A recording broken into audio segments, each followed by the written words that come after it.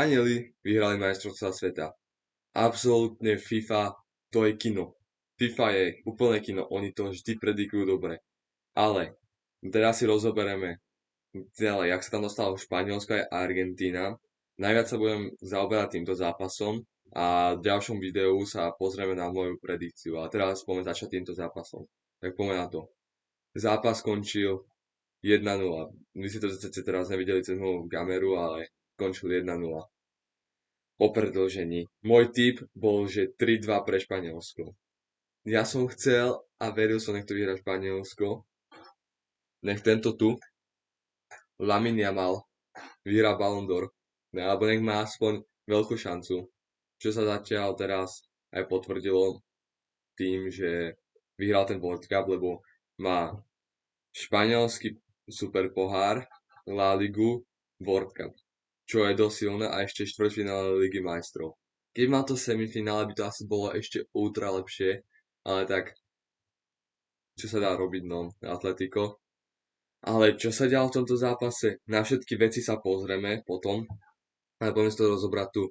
Jediné, čo by som chcel, takže na úvod povedať, že za Argentíny Messi, ako tento zápas síce nič, ale celé majstrovstvá sveta, ja sa k tomu nechcel vyjadrovať, ale celé majstrovstvá sveta bol úplne nezastaviteľný. Iba v tomto zápase ho zastavilo Španielsko, ale inak bol fakt, že nezastaviteľný. Ten borec v 39 rokoch tam čo robil? Ako ja vám to poviem takto. Ja nie som fanúšik ani Ronalda, ani Messiho. Videl som ich hrať dokopy, že asi že 10 zápasov, je to iba na World Cupe v roku 2018, 22 a teraz 26. Ja som ich aj dovtedy nepozeral. V 2018 to bol, World Cup bol vlastne moje prvé zápas, čo som pozeral. Potom som nejak iba pozeral, že trocha Barcelonu, že vždy ráno o 6 som si dal highlighty La Ligy, že som fandil. Proste, ja som videl ani to je Barcelona, ja som proste iba videl vtedy, že títo červeno-modrí, tí nejak dobre hrajú, tam nejaký Messi je, toho si pamätám a proste takto som sa dostal k Barcelone a ešte vlastne predtým som mal tak, že veľa dresov Barcelony a tak, že proste Neymar a tak a tam sa k tomu dostal, no a odtedy fandím, ale nikdy som nebol, že Messi alebo Ronaldo. A keď ja vidím na X-ku Instagrame, že je to rikt, ja si poviem, že s prepáčením vám úplne, že drbe. Rikt, akože, čo? Messi dala Infantinovi, že Infantino počuj, ja už som jeden World Cup vyhral, ktorý bol tiež zaplatený, ale teraz si myslím, že keďže hráme proti Švajčiarsku, síce ty si Švajčiar, ale chceme vyhrať, že zaria to, počasie nech Kobelovi svieti rovno do očí, presne tak, zaplať počasie, potom tam, kde je ten čip, zapla to tak, aby ty si ovládal každú strelu, že keď ja vystrelím, tak to bude gól. Ako čo si myslíš, že toto sa stalo? Ako sorry, ale niektorí fanúši, nehovorím všetci Ronalda, ale vy ste fakt, že úplne, že niektorí zamyslite sa nad sebou, nekúkajte futbal, lebo podľa mňa vy pozeráte takto na futbal, takto si zavrete oči a že Messi, nie, Messi, Messi, fuj, škrečok, vypadni. Takto sa pozeráte podľa mňa na futbal, hej. Takže akože toto není pre vás. A ešte, ja viem, že to pozerá môj ujko, a ja pozdravujem, ale keď som sa spýtal, že prečo je Ronaldo lepší jak Messi, prvá vec bola, že má tehličky. GOAT není o toho, že kto má tehličky alebo ne. Ja absolútne uznávam obidvoch a zároveň obidva sú mi úplne ukradnutí, hej, ale úplne každá štatistika, okrem gólov, čo fakt Ronalda cením, že takový má 1000, hej, ale okrem gólov je vo všetkom Messi lepší. World Cup. 8 Ballon d'Orov. Uvedomuje si to niekto? 8. Potom má najviac trofej zo všetkých futbalistov histórie. V jednej sezóne dal nejakých 82 gólov a 30 asistencií, že teraz to Harry Kane chcel prekonať jeho góly a odísť jeho asistencie a pritom si to zvládol v jednej sezóne sám, to si niekto uvedomuje, to je GOAT. A nie, že má tehličky. Jasné, uznám obidvoch, ale viac menej obidva sú mi ukradnutí. Ale dobre, neviem nič pomôcť tomuto zápasu. Takže 2-1 po predĺžení. Moc sa mi nepáčil Jamal, síce začal má match rating 7,8, spadol tam na začiatku hneď tutovku, ale tam sa to nejak odrazilo od Lisandra a potom nejak do Emiliana. Ja to tu skúsim niekde nájsť, ale neviem, či to tu nájdem. A tu, táto strela. V 5. minúte. On to išlo on to strelil, on bol vlastne, tuto ak môžete si všimnúť, to už bol skoro na pečke, akože jasne bol to uhol, ale keby to nezakončoval tak, že lavačkou, keby to skúsil pravačkou, jak v roku 2024-25 proti Realu Madrid, že pravačkou skúsiť na prednú a ne lavačkou na zadnú. Tu vidíte, že to je na predné, ale to preto sa to stečovalo. Práve to bol gól, lebo Martinez už tiež čakal zadnú. Ale tak, no, teoreticky jemu to už môže byť teraz jedno. Rodri, čo vám aj za chvíľu ukážem, vyhral hráča turnajom. Ja by som to radšej dal Messimu alebo Mbappému, ale chápem, že keď to chceli dať niekomu zo Španielska, najviac si to zaslúžil Rodri. Ty vole, ja tu vždy hovorím, že Pedri a Vitinha sa bijú o post prvého záložníka na svete, akože najlepšieho. Ale oni sú tu takto, tu je Vitinha, tu je Pedri, ale tu, takto pozerám na Rodriho, že tak na teba asi nemáme brácho, lebo Rodri je doslovne kreatívny ako Vitinha a Pedri, on není o nič horší. A ešte k tomu, není technický jak Vitinha alebo Pedri, ale je oveľa defenzívne stabilný, že preto napríklad aj Pedri nehral, lebo hral tam Ruiz, lebo on na tom SDZ-ku moc, akože ne, že není dobrý, on je mega dobrý, ale tá fyzická sila u neho je úplne, že finish, a tak má 1,75 m, no tak čo sa povie, no. A ten Rodri, ty kokos, na to, keby ste sa iba pozerali celý zápas na Rodriho, tak normálne, fú, to by ste, ale to sa im nedá, lebo on proste dostane loptu, on, on neprihráva jak dedinský futbalista, že takto pozerám na loptu, že nemám loptu, zbaviť sa. On dostane loptu, on pozrie hlavu a on, to jak v šachu sa hovorí, že máš vidieť 17 ťahov dopredu, on vidí 17 prihrávok dopredu. To je iný extrém. Takže Rodri úplná pochvala. Pedro Porro mal výborný šampionát, akože aj proti Francúzom dal gol, to je iný extrém. Kubarsia Laporte. Prosím Laporta. Prosím. Kúp Laporte. Laporte, keď bude hrať s Kubarsím v obrane, to bude iná bomba. Ty vole. Oni celý šampionát dostali jeden gól. Táto obrana. Títo piati aj so Simonom. Čo som sa tiež najprv čudoval, že čo tam je Raja alebo Joan, ale tak vidím, že asi to je jedno, aký branker by tam bol. Takže tak proti tomu Belgicku Dekitalerovi by to asi nikto nechytil. Ale ty vole, Laporte a Kubarsi to bola neskutočná obrana. Záloha, Ruiz a Rodri, absolútne geniálne. Za Ruiza potom každý zápas išiel Pedri, aby tam ešte niečo vytvoril. Úplná masivita. Bajna, Olmo, Lamin.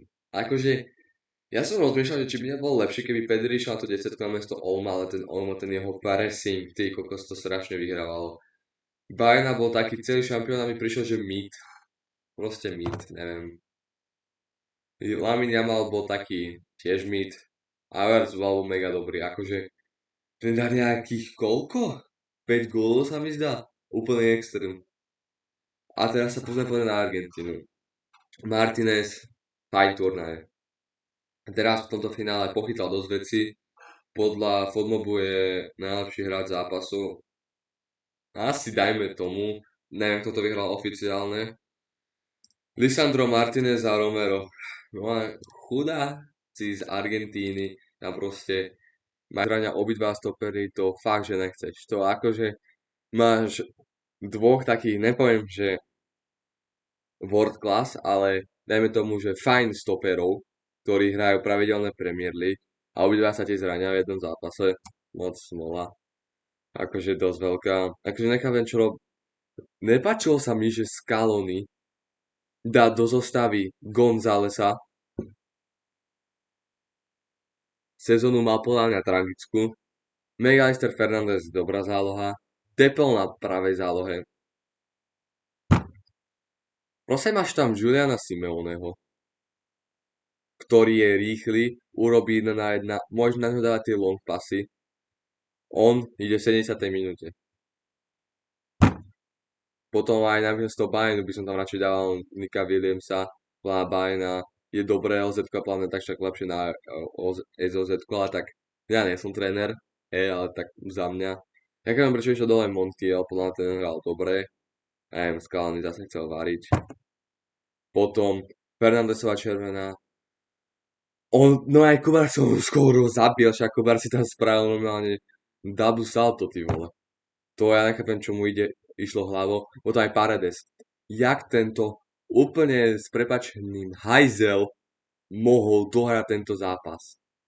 On mal dostať tak 4 žlté karty a jednu červenú. Akože dokopy sú to vlastne 3 červené. Ja nechápem, jak to mohol dohrať. Potom ešte, kto nenastúpil, Nikopas.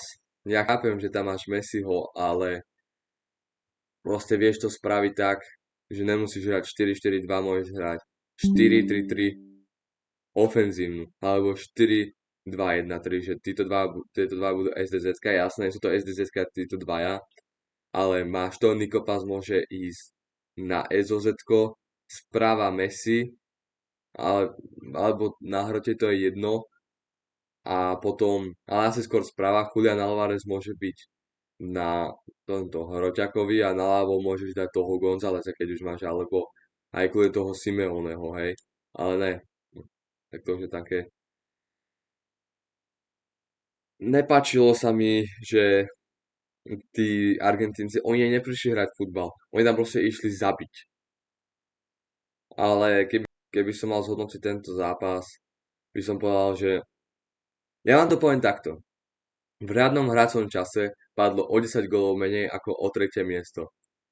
To je také jediné, čo by som už tomuto povedal. A teraz sa poďme pozrieť na tie veci, čo sa stali v tom finále.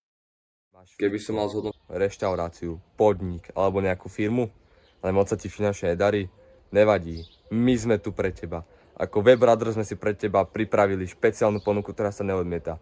My ti spravíme oficiálnu webovú stránku. Normálne firmy by si vypýtali tisíce, stovky eur.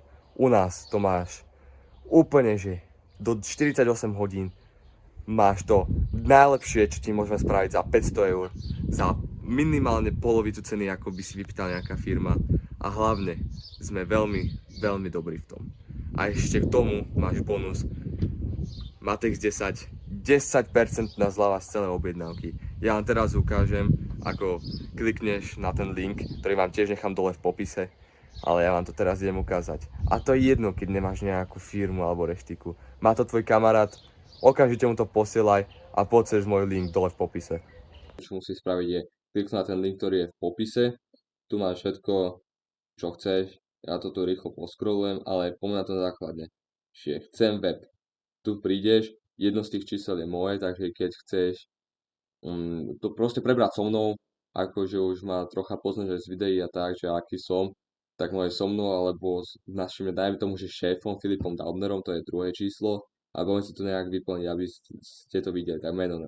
Dajme napríklad, že Matej Zachar, že som to ja, vyberte možnosť, že akože mal som už niekedy firmu, ale teraz napríklad váciam a nemám žiaden web, alebo v živote som nemal reštiku a nemám web, alebo už je stará, tak neviem, dajme tomu, že tento 200 eur robiť. Dajme tomu, že proste začiatočnícky, hej. Potom túto kontakt, napíšete svoje telefónne číslo, potom zľavový kód MATEX10, nezabúdajte, veľmi dôležité, aj dole v popise. A potom nám tu len môžete dať poznámku, napríklad, že ahojte, som Ferko, mám novú reštauráciu, moc ľudí mi tu veľa nechodí a proste nám toto pomôže, aby sme vedeli, že v čom je ten problém, že napríklad keď máš starú webovú stránku, tak my chápem, že ho chceš obnoviť, alebo keď máš tú stránku, nezá sa ti stará a napríklad sa ti tam zdá, že no, tuto by možno niečo mohlo lepšie doladiť, tak tam to sem napíš a na základe toho aj vyvodíme cenu. Ďakujem Leonardo Paredes. Však sami sa pozrite na to, čo robil. FIFA oficiálne dala disciplinárny trest Leonardovi Paredesovi na World Cupu. Ani sa nečudujem, ale ďalšie aj nebude hrať, no. Už ukončí kariéru. Potom toto si to pretočil, lebo ja som si to sám kúkal, ja som sa z toho aj nechutil celý. To je proste Erik, za ním príde Paredes a strčí ho. Tu príde ešte Scaloni, tréner Argentíny, a ten Erika dáva preč a ne Paredesa. Akože, ja mám tomu rozumieť. Ináč dúfam, že dostanem za to nejaký strike alebo dačo za tie videjka, ale ja vám to musím ukázať. Potom tuto, už aj nechcem sa čo to, ja, no jak ten Paredes nabehol a normálne ho sotil Erika. Najprv a potom dáva do tváre. No tak to je super, no. Potom tu si ho niekto išiel zastať, to sa mi zdá, že Gavi.